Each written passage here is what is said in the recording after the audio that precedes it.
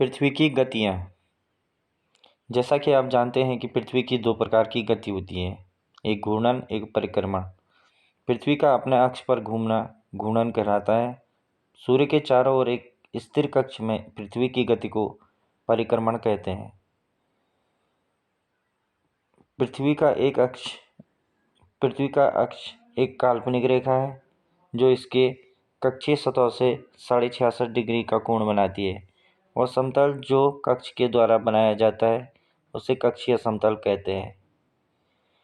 पृथ्वी सूर्य से प्रकाश प्राप्त करती है। पृथ्वी का आकार गोले के समान है, इसलिए एक समय में सिर्फ इसके आधे भाग पर ही सूर्य की रोशनी प्राप्त होती है। सूर्य की ओर वाले भाग में दिन होता है, जबकि दूसरे भाग में सूर्य से दूर होता है, वहाँ रात होती है। पृथ्वी पर वह वृत्त जो दिन तथा रात को विभाजित करता है उसे प्रदीप्त वृत्त कहते हैं। यह वृत्त अक्ष के साथ नहीं मिलता है, जैसा कि आप चित्र संख्या 3.2 में देख सकते हैं।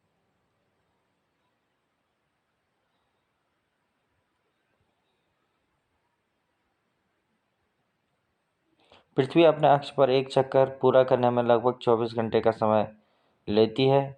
घूर्णन के समय काल को पृथ्वी दिन कहा जाता है। यह पृथ्वी की दैनिक गति है।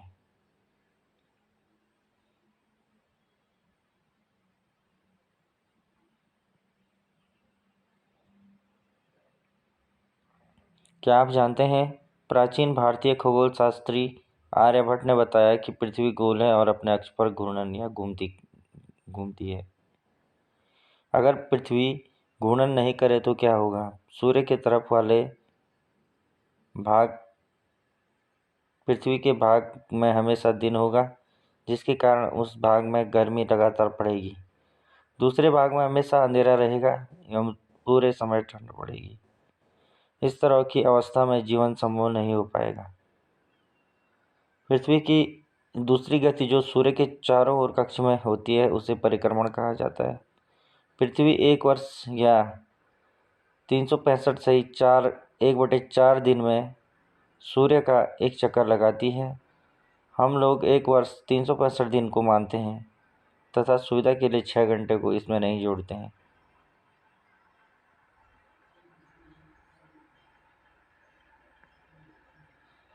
चार वर्ष में प्रत्येक वर्ष के बचे हुए 6 घंटे मिलकर एक दिन यानी 24 घंटे के बराबर हो जाते हैं। इसके अतिरिक्त दिन को फरवरी के महीने में जोड़ा जाता है। इस प्रकार प्रत्येक चौथे वर्ष फरवरी माह 28 के बदले 29 दिन होता है। ऐसा वर्ष जिसमें 366 दिन होते हैं उसे लीप वर्ष कहा जाता है। पता लगाइए अगला लीप वर्ष कब होगा। चित्र संख्या 3.3 से स्पष्ट है कि पृथ्वी वृत्ताकार पथ पर सूर्य के चारों ओर चक्कर लगाती है। ध्यान दीजिए कि पृथ्वी पूरे कक्ष में एक ही दिशा में झुकी हुई है। सामान्यतः एक वर्ष को गर्मी, सर्दी, बसंत, शरद ऋतुओं में बांटा जाता है। ऋतुओं में परिवर्तन सूर्य के चारों ओर पृथ्वी की स्थिति में परिवर्तन के कारण होता है।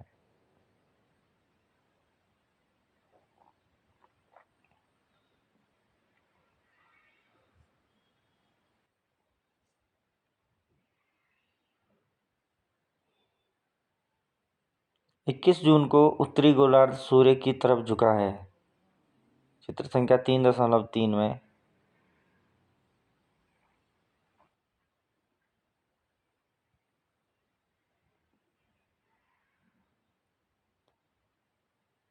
सूर्य की किरणें कर्क रेखा पर सीधी पड़ती हैं।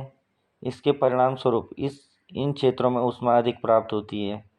ध्रुवों के पास वाले क्षेत्रों में कम ऊष्मा प्राप्त होती है क्योंकि वहाँ सूर्य की किरणें तिरछी पड़ती हैं। उत्तर ध्रुव सूर्य की तरफ झुका होता है तथा उत्तरी ध्रुव रेखा के बाद वाले भागों पर लगभग 6 महीने तक लगातार दिन रहता है। क्योंकि उत्तरी गोलार्ध के बहुत बड़े भाग में सूर्य की रोशनी प्राप्त होती है, इसलिए विषुवत वृत्त के उत्तरी भाग में गर्मी का मौसम होता है। 21 जून को इन क्षेत्रों में सबसे लंबा दिन तथा सबसे छोटी रात होती है। पृथ्वी की इस अवस्था को उत्तर अयनांत कहते हैं। 22 दिसंबर को दक्षिणी ध्रुव के सूर्य की ओर झुके होने के कारण मकर रेखा पर सूर्य की किरणें सीधी पड़ती हैं। क्योंकि सूर्य की किरणें मकर रेखा पर लंबवत पड़ती हैं, इसलिए दक्षिणी गोलार्ध के बहुत बड़े भाग में प्रकाश प्राप्त होता है। इसलिए दक्षिणी गोलार्ध में लंबे दिन तथा छोटी रातों वाली ग्रीष्म ऋतु होती है। इसके विपरीत स्थिति उत्तरी गोलार्ध में होती है। पृथ्वी की इस अवस्था को दक्षिणी अयनांत कहा जाता है। क्या आप जानते हैं कि ऑस्ट्रेलिया में ग्रीष्म ऋतु में क्रिसमस का पर्व मनाया जाता है? 21 मार्च एवं 23 सितंबर को सूर्य की किरणें विश्व पर सीधी पड़ती हैं। इस अवस्था में कोई भी ध्रुव सूर्य की ओर नहीं झुका होता है, इसीलिए पूरी पृथ्वी पर रात एवं दिन बराबर होते हैं। इसे विषुव कहा जाता है। 23 सितंबर को उत्तरी गोलार्ध में शरद ऋतु होती है, जबकि दक्षिणी गोलार्ध में वसंत ऋतु होती है। 21 मार्च को स्थिति इसके विपरीत होती है, जब उत्तरी गोलार्ध में वसंत ऋतु तथा दक्षिणी गोलार्ध में शरद ऋतु होती है। इस प्रकार स्पष्ट है कि पृथ्वी के घूर्णन एवं परिक्रमण के कारण दिन एवं रात तथा ऋतुओं में परिवर्तन होता है।